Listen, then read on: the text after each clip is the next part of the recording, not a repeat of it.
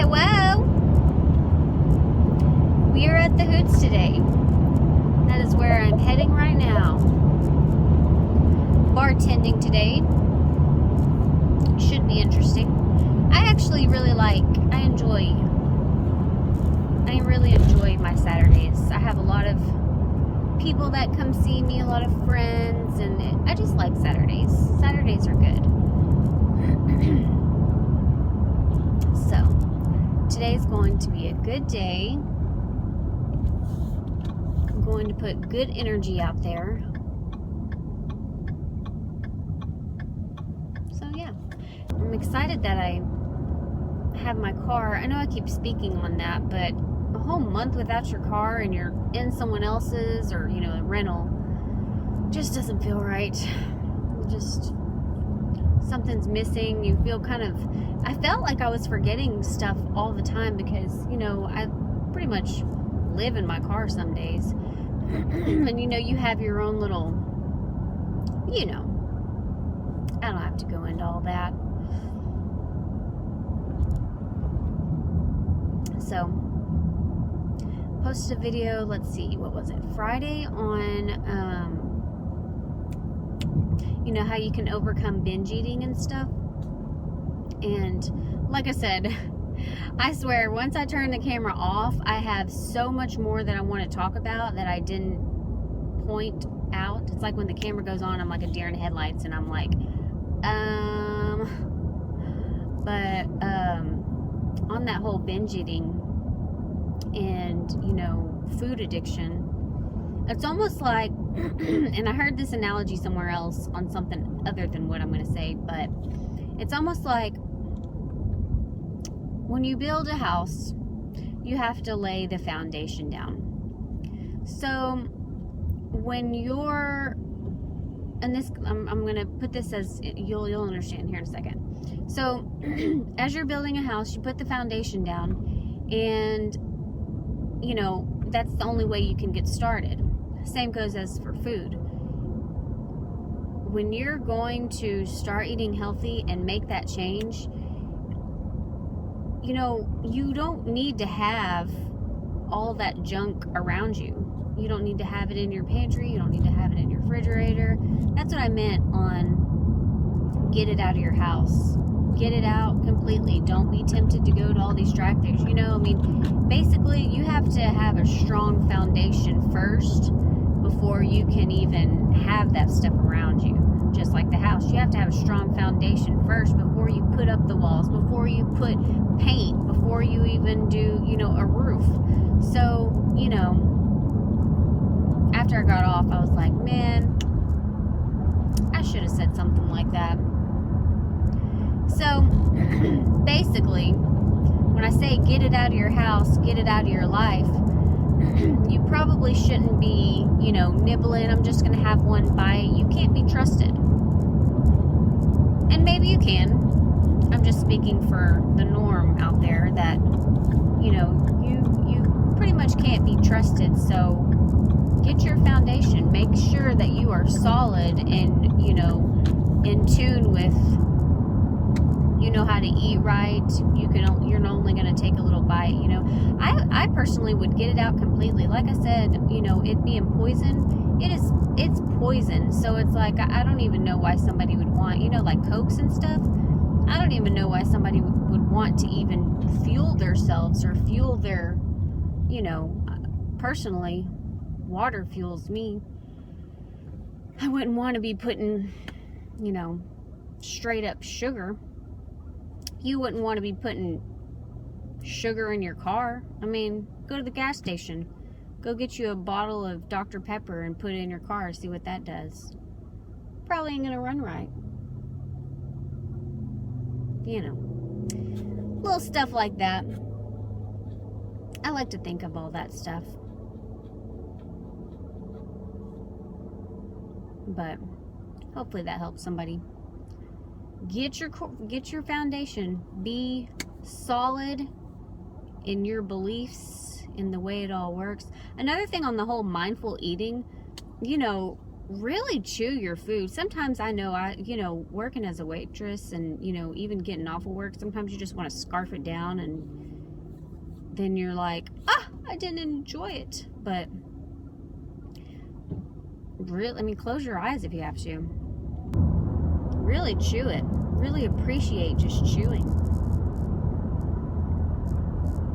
It's amazing how you can change your whole view of food, change your whole view of the taste, just by like getting in tune with it. It's kind of like a music, like a song that you listen to over and over and over again. You know all the words to the song, and you know every single little beat. But have you ever listened to it and like tried to, let's say it's got strong vocals, and you're really just paying attention on the vocals, and then the next time you listen to it and you're like really focused in on the drums, or really focused in on that little ding ding ding ding, or whatever, and it's like you can change the whole beat of the music just by focusing on that one little area or that one little instrument.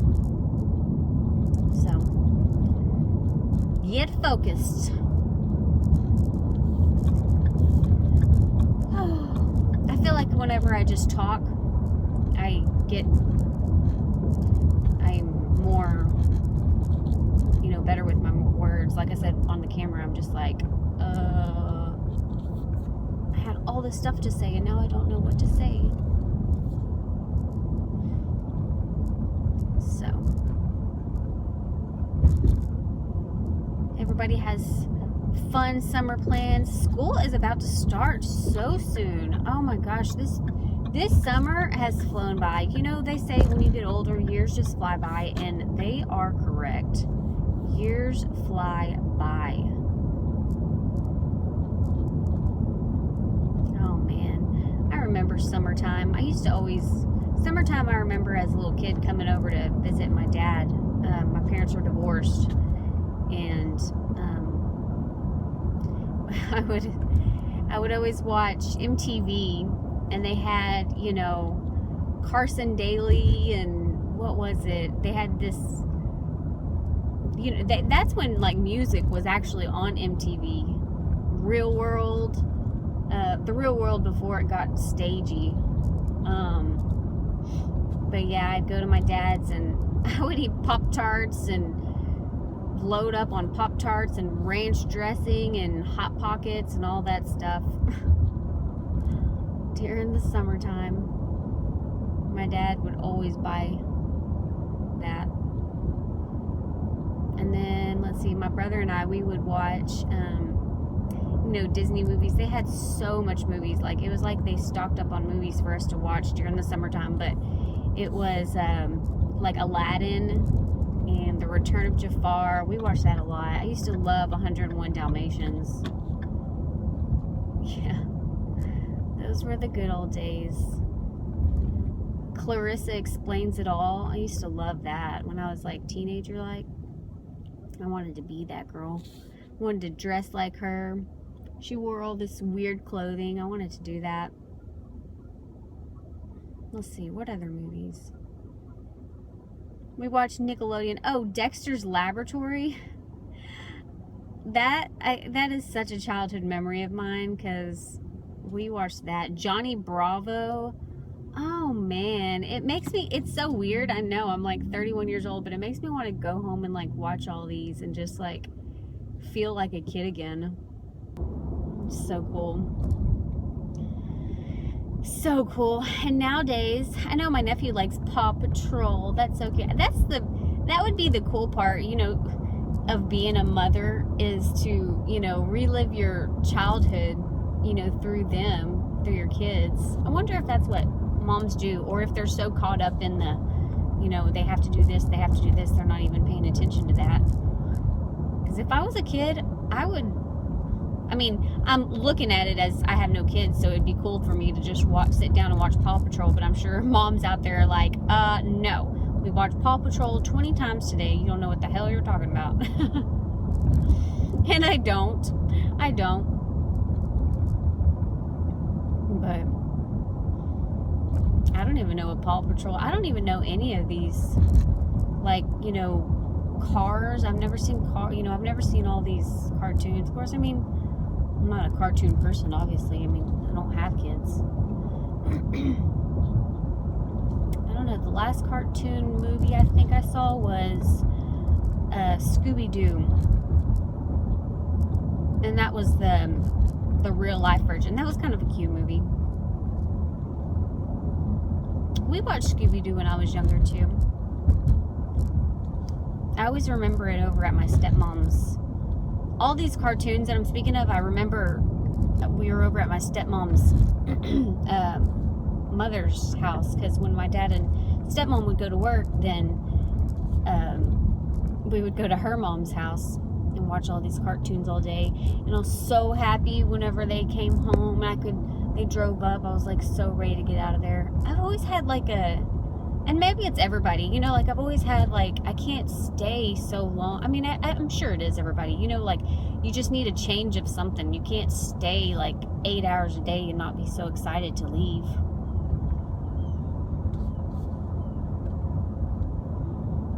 I hear like a flock of birds. Yeah. I would love to go home and watch Nickelodeon right now. I don't even know is there even still a Nickelodeon? And let's be real, if I went home, I wouldn't do that. I don't know what I would do. Do you ever think like that? Like you think that you don't want to go to work and it's like, oh, this is going to be so horrible. And then you're like, well, what the heck would I do at home anyways? Work? Just not getting paid?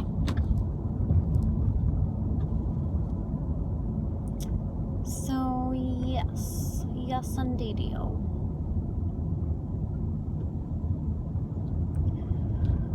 Alright, well, this was a ride with me to work. I like talking to you on my way to work. I'm usually alone in my car, so it's nice to bounce thoughts around with you. It is. So I'm gonna get off here, and I'm just about to pull in. So I will catch y'all guys later. We're done. Finished the day. Feeling lovely as ever. A lot of traffic. I-35. Feel like a news reporter. Yeah. So, how are you? Oh. Oh, yes. It wasn't that busy. I'm just making it worse than what it was. I'll tell you one thing. It feels good to be off, that's for sure. Post you up. So, have you seen Live PD yet? Because last night there was a high-speed chase going on, and I don't know really what I think about it. Because I kind of feel like there's these kids that are right beside my car.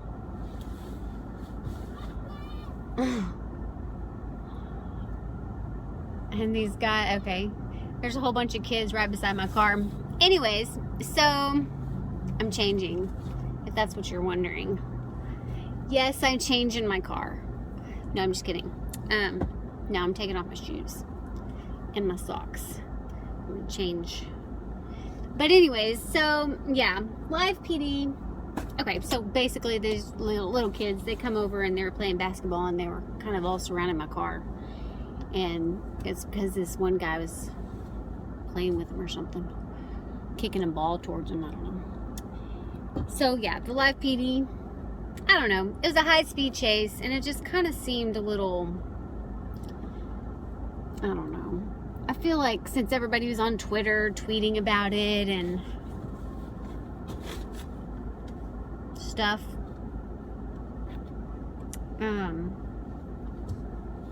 I feel like they're just like, you know, it just gets stagey. Everything gets stagey. That's why I don't watch TV. It's all for the views, all for the tweets, all for the publicity.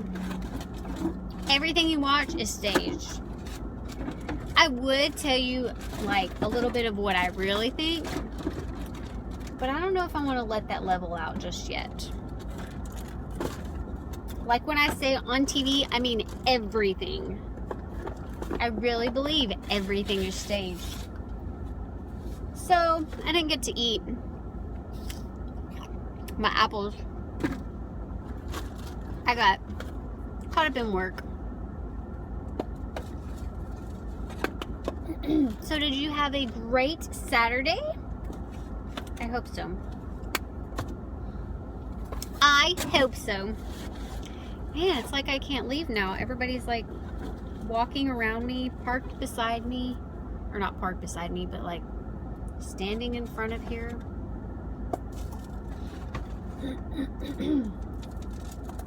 Yeah. No, I really like Saturdays. Like, I really like my job. You know, being a waiter, bartender, waitress, whatever, restaurant business, it is hard sometimes. But I really do have some customers of mine that, like today, this one dude was talking about, you know, like basically just giving me confidence on, like, you know, we discussing business ideas and discussing, you know, life and, you know, being out there, me doing this and, like, you know, just, it's so, some people are just really good people, and like, I love that, you know, it's cool. It's really cool. And I mean, I don't really know if I've met anyone mean. I mean, actually, yes, I have met a lot of mean people, but it's just really cool that, like, people, you know, actually there are mean people.